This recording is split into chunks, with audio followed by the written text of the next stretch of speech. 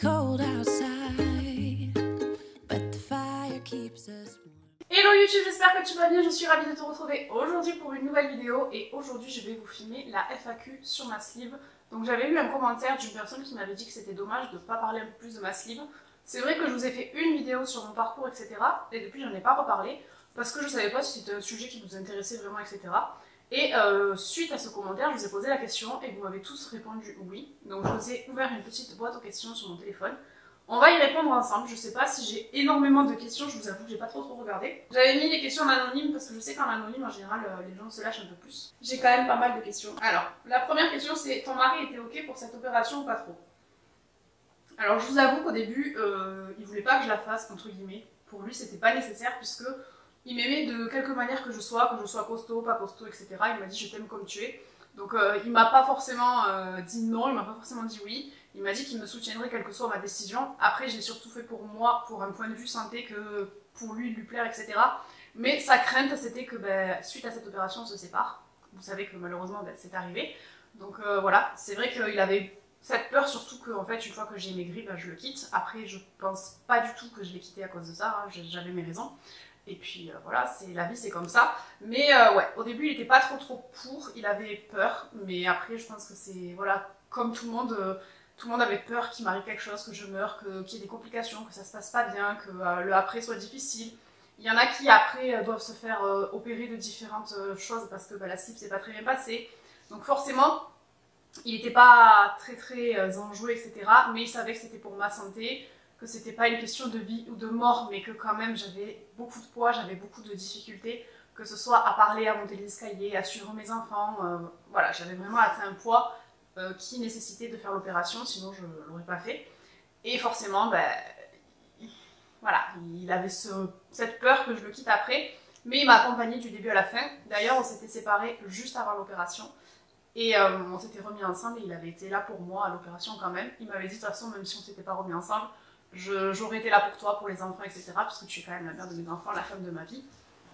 Donc oui, il a eu quelques craintes, mais il m'a soutenue dans l'opération et aujourd'hui il est très content que je l'ai fait, même si ça a entraîné beaucoup de choses dans nos vies amoureuses, etc. Mais voilà, il m'a soutenue, même si au début il était un petit peu craintif. Donc ça c'était la question numéro 1. Je sens que ça va surtout tourner autour de ça. Voilà, deuxième question: est-ce que tu penses que l'opération a joué sur ta séparation? Je pense pas, parce que comme je viens de vous le dire, on s'était déjà séparés avant. Après, voilà, on s'est séparés parce qu'il y avait des choses qui allaient pas, que ce soit de son point de vue ou du mien, etc. On a mis les choses à plat, voilà, bon, maintenant on s'est remis ensemble. Mais je pense que cette séparation a été bénéfique et qu'on en avait besoin, puisqu'au bout de 10 ans, il y a des choses qui n'allaient pas dans notre couple, dans nos vies, etc. Et ça, c'est complètement personnel, donc je n'en parlerai pas ici. Mais honnêtement, je pense vraiment pas que cette opération ait eu quoi que ce soit à voir en fait avec ma séparation, puisqu'on s'était déjà séparés avant.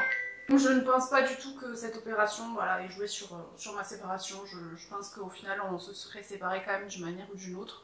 Puisque moi, une fois que j'ai fait l'opération, j'étais bien dans mon corps, j'étais bien dans ma peau, j'étais bien dans... Enfin, j'étais en accord avec cette opération et je l'ai fait vraiment pour des questions de santé, plus que pour me dire waouh, je suis jolie, je ressemble à ça, j'ai retrouvé mon corps d'avant, etc. Donc c'était vraiment pas du tout lié pour moi. Après, peut-être que inconsciemment, oui, le chirurgien m'avait dit qu'il y a 40% de séparation après des sleeves. Après, est-ce que c'est parce que le rythme de vie change aussi, parce que je mange plus les mêmes quantités, je mange plus pareil. Des fois, je mange pas en même temps que ma famille, je mange beaucoup moins de choses. Donc peut-être qu'il y a une part qui joue là-dedans et je veux pas l'avouer, j'en sais rien, mais ma principale cause pour laquelle on s'est séparés est complètement personnelle et n'a rien à voir avec l'opération, mon poids, etc.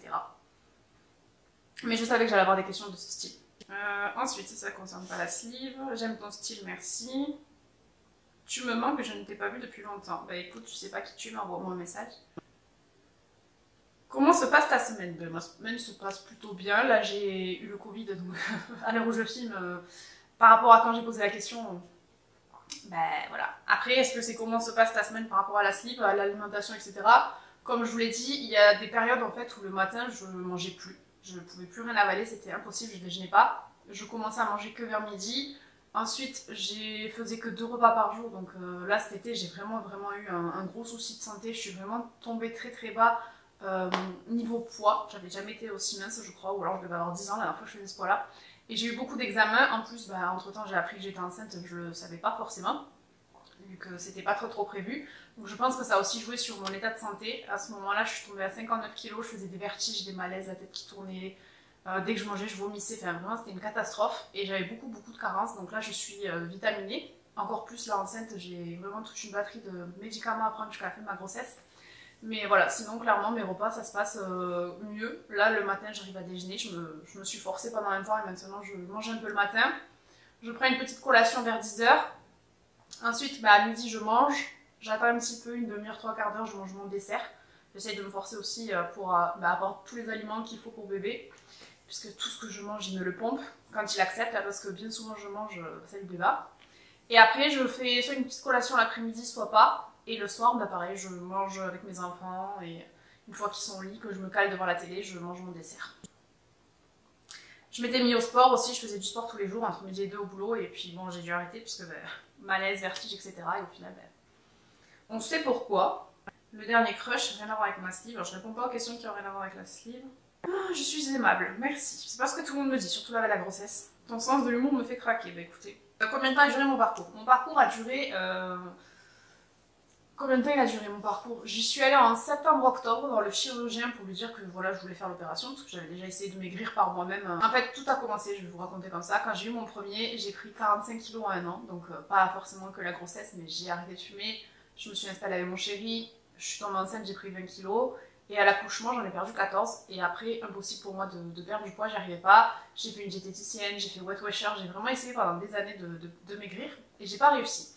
Et donc je pensais déjà à faire la sleeve, mais je savais que je voulais d'autres enfants, donc j'avais dit j'attendrai d'avoir fait mes 2 enfants avant de faire la sleeve, comme ça au moins bah, j'aurais pas fait la sleeve pour rien entre guillemets, parce que ma peur c'était forcément de reprendre du poids par la suite. Donc j'ai eu mon deuxième enfant, j'ai pris 15 kilos je crois, j'en ai pris un peu moins que pour le premier. Et j'en ai perdu presque tout, mais pas tout à fait. Et voilà, pareil, j'ai refait Weight Watcher, j'ai fait du sport 5 fois par semaine, enfin vraiment je me suis donnée à fond de chez à fond. Et pareil, j'ai toujours pas réussi à perdre, donc du coup je me suis décidée à faire la sleeve, c'était en 2022. Donc septembre-octobre, je suis allée voir le chirurgien pour lui dire, et il m'a dit que le parcours durait à peu près 6 mois. Donc du jour où j'ai fait mon rendez-vous, il m'a donné un autre rendez-vous en avril 2023 pour établir du coup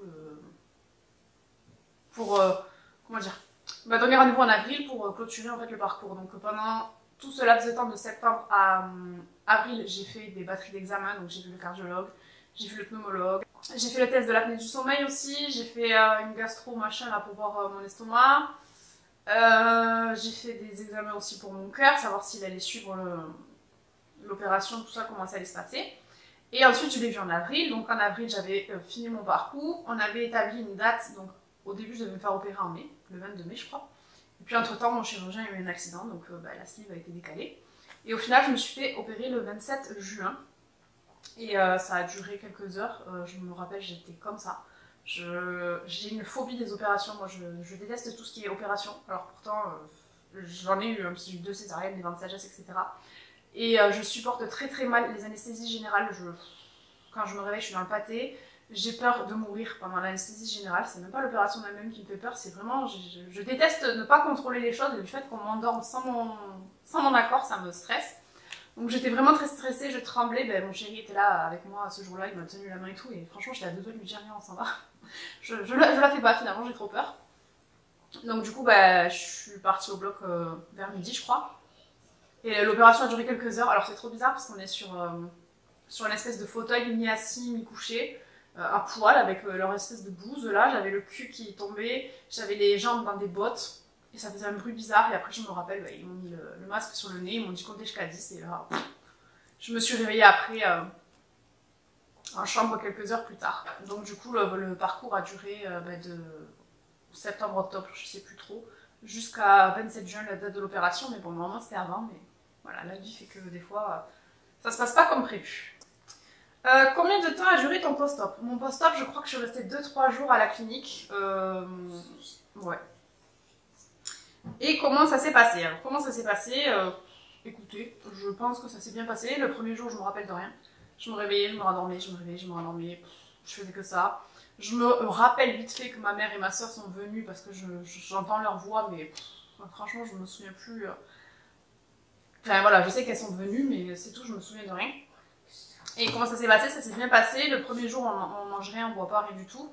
Et le lendemain, on mange un petit yaourt, une petite compote. Et après, on boit à une demi-heure des repas. Et là, j'avais eu quelques douleurs, donc j'ai demandé un peu des médicaments. Mais franchement, j'ai pas trop abusé, j'ai pas été trop surdosée, etc. Mais voilà comment s'est passé mon post-op. Je suis restée 3-4 jours à la clinique. Après, je suis rentrée chez moi. Et donc j'ai commencé mes petites popotes dans mes petites verrines. Oh, c'était trop chaud, je me rappelle, je faisais des verrines comme ça et au final je mangeais 2 cuillères, j'en pouvais plus, j'étais au bout de ma vie. Le plus compliqué pour moi c'était de boire, je suis quelqu'un qui ne boit jamais. Et donc là, boire par petites gorgées, moi je me rappelle, je buvais pas et si je buvais la moitié de la bouteille. Ça c'est impossible. Là je suis à plus d'un an post-op et je peux enchaîner 4 gloups, pas plus, et encore je sens que c'est chaud. Mais ouais, voilà comment ça se passe. Tu n'es pas trop frustrée de ne pas pouvoir manger ce que tu veux? Non, puisqu'en soi, je peux manger ce que je veux en quantité raisonnable et raisonnée. Voilà, mon estomac est tout petit, donc je le sais. Je peux très bien manger McDo, comme je peux très bien manger des chips. Enfin voilà, j'ai rien qui est interdit, entre guillemets. À part les bulles, ça, il faut plus que je consomme de bulles. Donc je m'octroie de temps en temps un verre de champagne à Noël. Mais bon, là, avec la grossesse, voilà. Et encore que l'alcool, depuis la sleeve, ça me brûle, ça passe pas trop. Après, je suis pas forcément frustrée. Il y a des trucs qui passent plus, genre la raclette, ça a du mal à passer, donc il y a des aliments qui passent plus, mais vu que ça me donne pas envie, je suis pas frustrée en soi, parce que je sais pourquoi j'ai fait l'opération, je vois les résultats, je suis contente, et je vous dis, je mange de tout en petite quantité, voilà, je mange de la salade, je mange des légumes, des fruits, de la soupe, je mange de la tartiflette, je mange de la grillade, enfin, il n'y a vraiment pas de truc en soi qui fait que quand je vois, je me dis, ah non, ça je peux pas manger, c'est plus là, la grossesse, je peux pas manger de saucisson, tu vois, mais sinon... En soi, il n'y a pas de truc qui me frustre. Le seul truc qui était pénible au début, c'était les sorties au restaurant, parce que bah, c'est forcément plus contraignant qu'avant, parce que je ne peux pas manger la même quantité. Donc quand on te fait des entrées plats desserts énormes, bah, forcément je peux pas forcément manger tout ça. Donc soit je demande un menu enfant, des fois c'est accepté, des fois c'est pas accepté, mais bon, c'est tout le temps les mêmes choses. Il faudrait revoir les menus enfants des restos, parce que pâtes, poulet, jambon, nuggets, ben voilà quoi. Mais bon, sinon c'est ça qui est chiant, c'est que des fois il y a des restos, par exemple, il y a un resto chinois qui m'a autorisé à prendre un menu enfant parce que j'ai fait une sleeve et il voyait que je mange rien. Et il y en a un autre qui l'a pas voulu, donc j'ai payé 20 balles et j'ai mangé 2 nems. Voilà, c'était les nems les plus chers de ma vie. Mais sinon, en soi, je suis pas frustrée, je m'autorise de tout, à part des boissons gazeuses. D'ailleurs, le coca ne passait plus du tout. Là, avec la grossesse, j'en ai envie, donc j'en bois un petit peu, mais sinon, ça me fait pas plus envie que ça.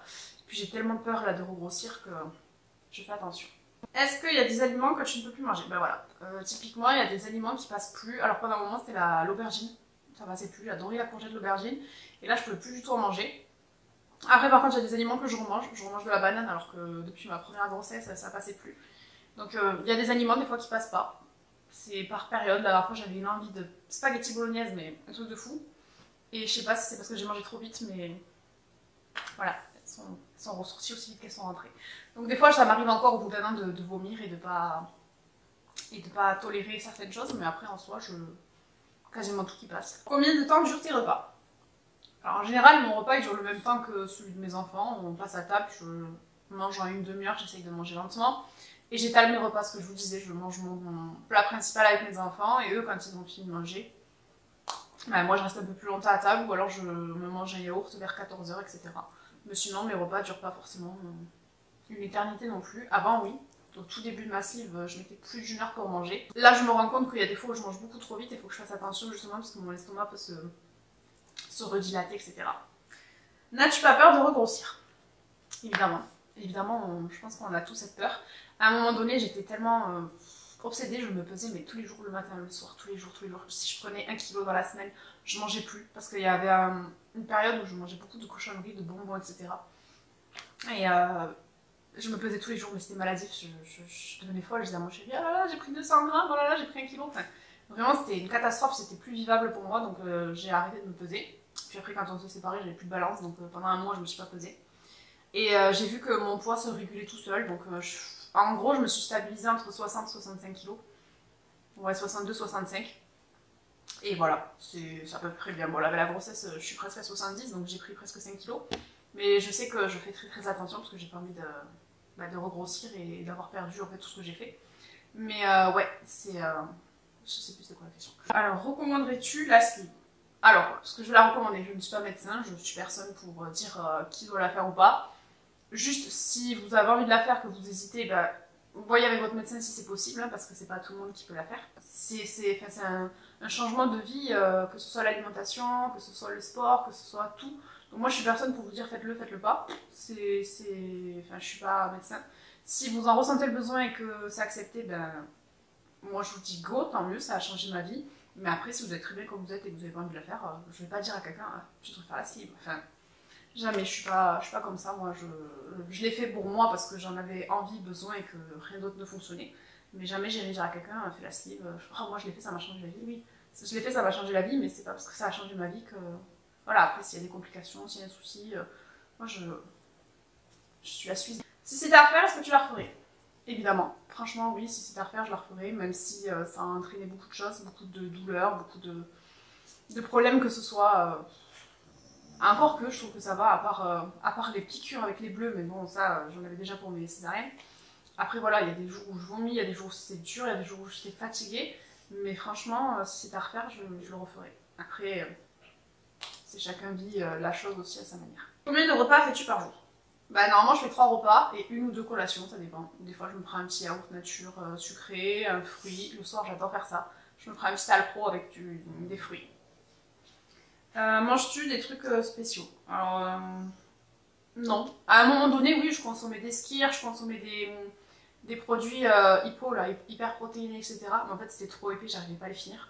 Donc là, maintenant, je mange des yaourts nature normaux. Enfin, j'ai pas une alimentation stricte. Bon, j'ai pas de suivi diététique aussi, donc c'est peut-être pas le très. Il faudrait que je le reprenne. Mais ça fait 2 fois que je prends rendez-vous, soit j'ai le Covid, soit c'est qui est malade, soit il y a un truc, soit il y a machin, donc à chaque fois je galère. Mais j'ai pas d'alimentation avec des trucs hyper protéinés, etc. Peut-être je devrais, parce que j'ai pas mal de carences là, ces derniers temps, surtout avec la grossesse. Mais ouais, il faudrait que j'aille voir ma diététicienne. Après, celle que j'avais eue pendant la sleeve, elle était pas top.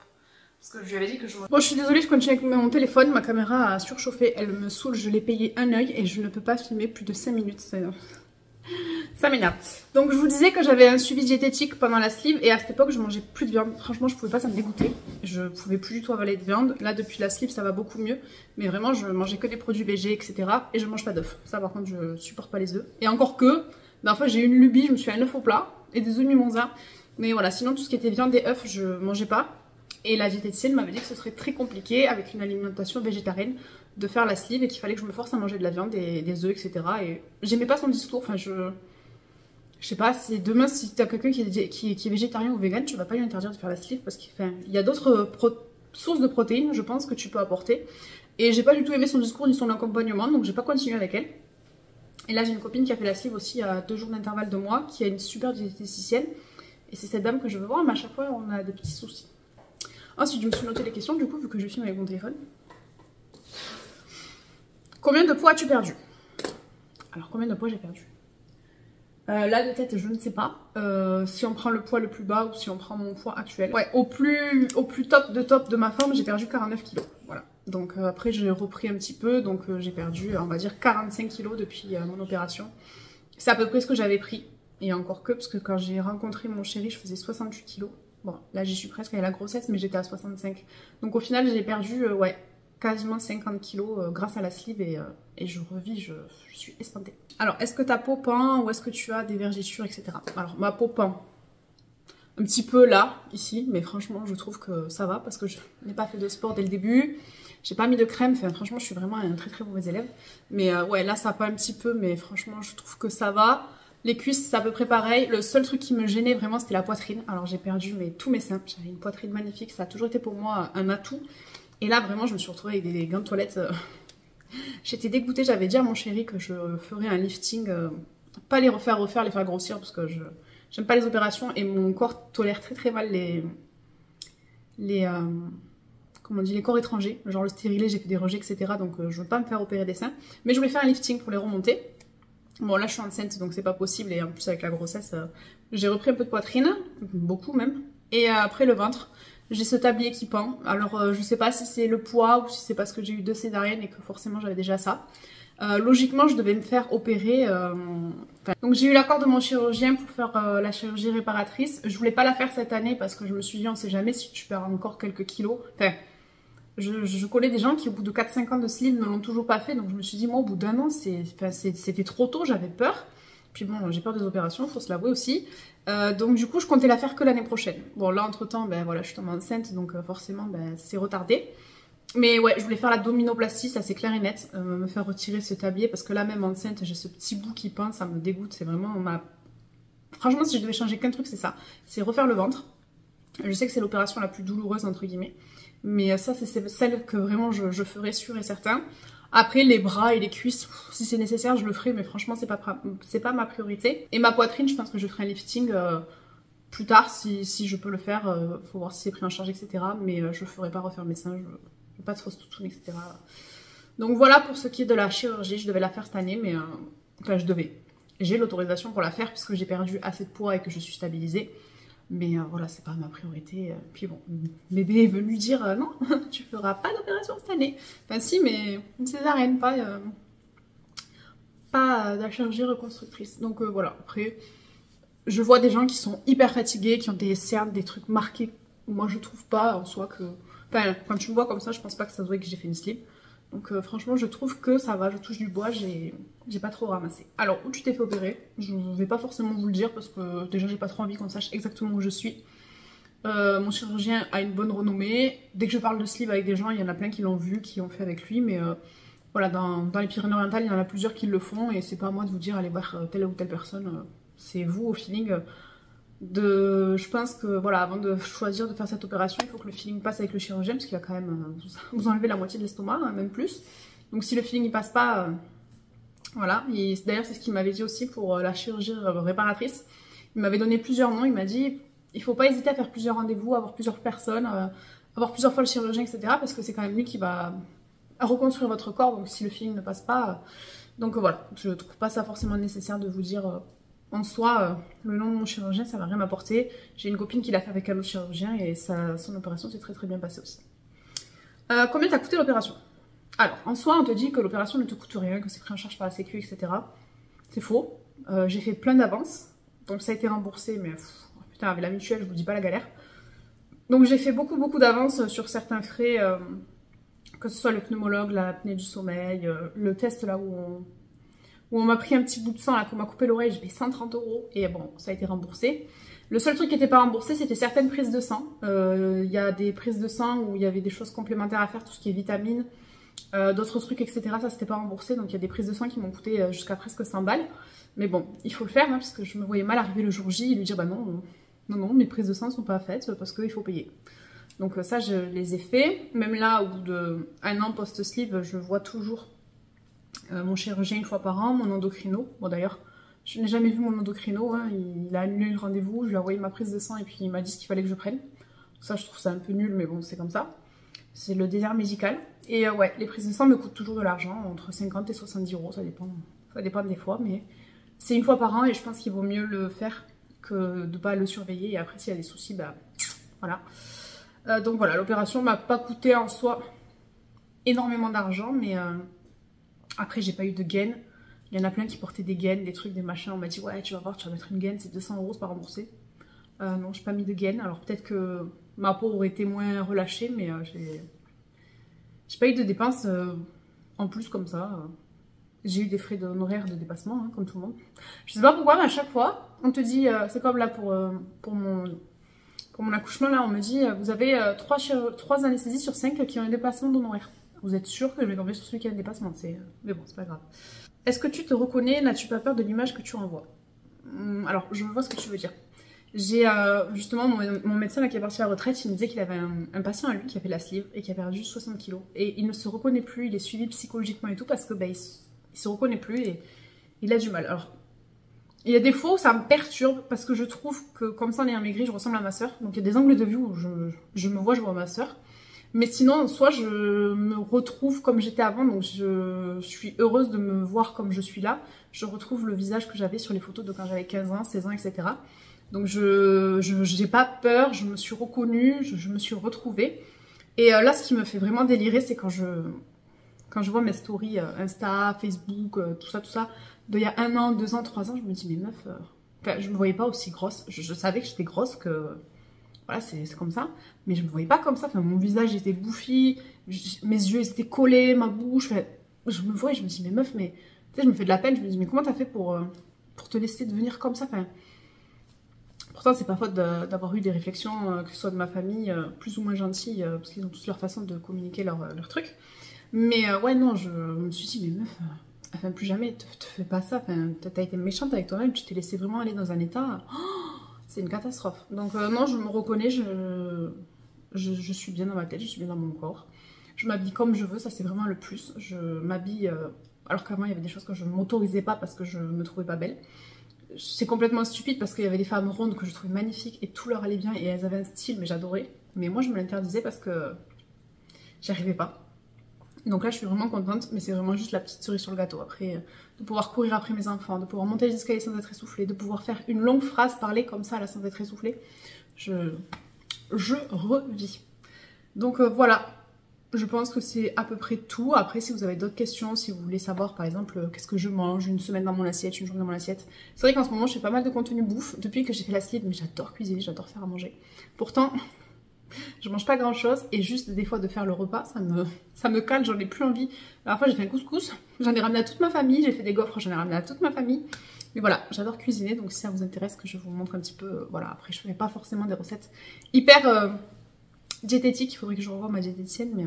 Est-ce que c'est dangereux de tomber enceinte après une slip?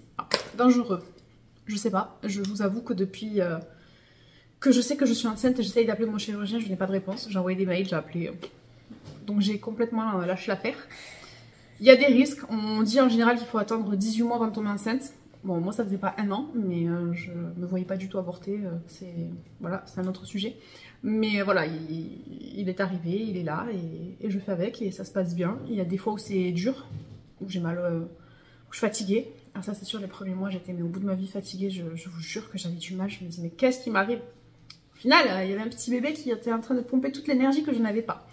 Donc voilà, après est-ce que c'est risqué? Oui, je suis beaucoup plus surveillée qu'une femme enceinte lambda, sachant qu'en plus j'ai eu des césariennes. Donc je suis hyper surveillée, au lieu de voir ma sage-femme tous les mois, ben, je vois ma gynéco, je vois ma sage-femme en plus, etc. Donc je suis surveillée, j'ai des prises de sang sur la vitamine à faire, voilà, je suis surmédicamentée, j'ai des vitamines, j'ai plein de choses à prendre pour ben, que tout aille bien pour bébé et pour moi. Mais sinon, en soi, on verra comment ça se passe le après. Moi, le seul truc qui me faisait peur, c'était de regrossir. Voilà, j'avais peur de reprendre 20 kilos comme pour mes premiers. Et là, je suis à 6 mois de grossesse à peu près, je suis dans mon 6e mois. Et j'ai pris 4 kilos. Donc ça va. En général, on dit 9 kilos. Alors j'espère pas, parce que je me suis fixé un poids max. Je veux pas dépasser les 70, mais bon. Je les vois s'approcher. Noël n'est pas encore passé. Je suis pas encore dans les derniers mois où tu prends 1 kilo par mois. Je pense que je vais peut-être dépasser le poids que je m'étais fixé, mais je me mets pas la pression. Je sais que c'est ma dernière grossesse. J'ai toujours rêvé d'être enceinte et pas grosse. C'est con, mais c'est comme ça. D'avoir cette robe à rayures, de faire des photos. D'ailleurs, c'est comme ça que je voulais vous annoncer ma grossesse. Au début, j'avais fait une vidéo sur la plage à l'océan pendant les vacances où j'étais enceinte et je tourne et tout. C'était trop beau, donc voilà. Mais après, forcément, oui, si tu viens de faire la sleeve il y a 1 mois et que tu tombes enceinte, là, je pense qu'il y a des risques et je ne suis pas médecin, donc je ne vais pas m'avancer. Je pense que c'est au cas par cas. Donc voilà pour cette petite FAQ. Si vous avez d'autres questions, laissez-les moi en commentaire. Si vous voulez savoir d'autres choses, dites-le moi en commentaire. Ou vous pouvez m'envoyer des messages privés sur Instagram si vous n'êtes pas forcément à l'aise avec les commentaires. J'essaierai de vous faire peut-être d'autres vidéos sur les 2 ans post-op, le truc, le machin. Ma routine sport quand j'en referai après avoir accouché, etc. si j'ai le temps. Parce que... Avec 3 enfants, je ne sais pas comment je vais faire, mais bon, ça va être du sport, je pense. Rien que ça. Et voilà, j'espère que cette petite vidéo vous a plu. Si c'est le cas, n'hésitez pas à laisser un pouce vers le haut, à vous abonner, activer la cloche pour ne louper aucune de mes notifications. Et en attendant la prochaine, prenez bien soin de vous.